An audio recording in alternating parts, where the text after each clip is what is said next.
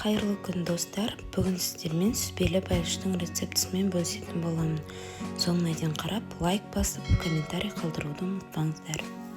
Алдымен жұмыртқамызды салып, оның үстіне қантымызды саламыз.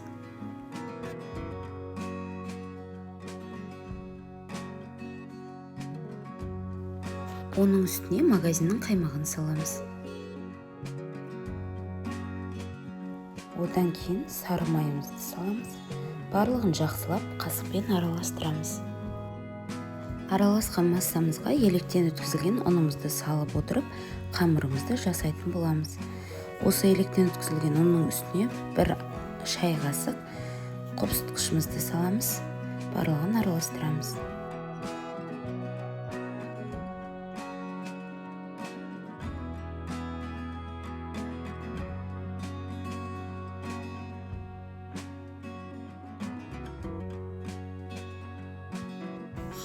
Қамырымыз дайын. Осы дайын қамырымызды целлофанға салып, 20 минутқа тоңазытқышқа қоямыз.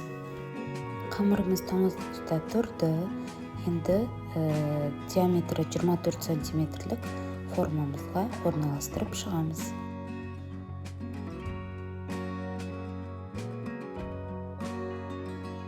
Астыңғы бөлігін орналастырдық. Енді бортиктарын жасайтын боламыз. Көріп тұрғандарыңыздай, қолдарыңызбен домалатып, айналасына жабыстырып шығамыз.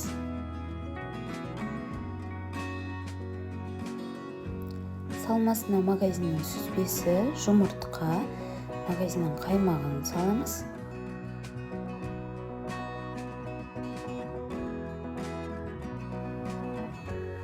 Одан кейін қантымызды саламыз. Оның үстіне ванильді қантымызды саламыз.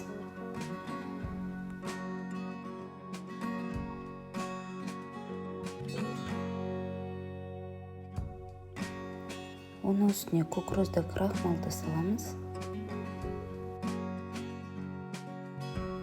Енді осы барлық массамызды блендердің көмегімен жақсылап езетін боламыз. Дайын массамызды қамырымызға құямыз.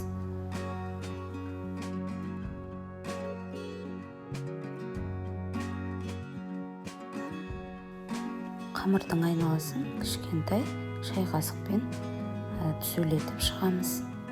Бәлішіміздің бетін өз қалауыңызша әсемдейсіз. Мен мына жерде клубникалар қойдым.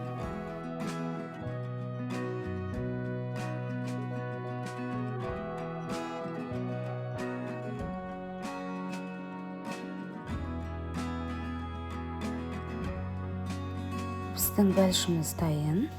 Бұл жерде мен толықтай суытып қана формадан шешіп жатырмын. Сіздер де толықтай суытыңыздар. Әйтпесе нандарыңыздың шеттері сынып кетуі мүмкін. Осы рецепт бойынша жасап көріңіздер. Бірінші жасағаннан шығады. Және дәмін сөзбен айтып жеткізу қиын, өте керемет. Соңына дейін көргендеріңізге рахмет. Ас болсын.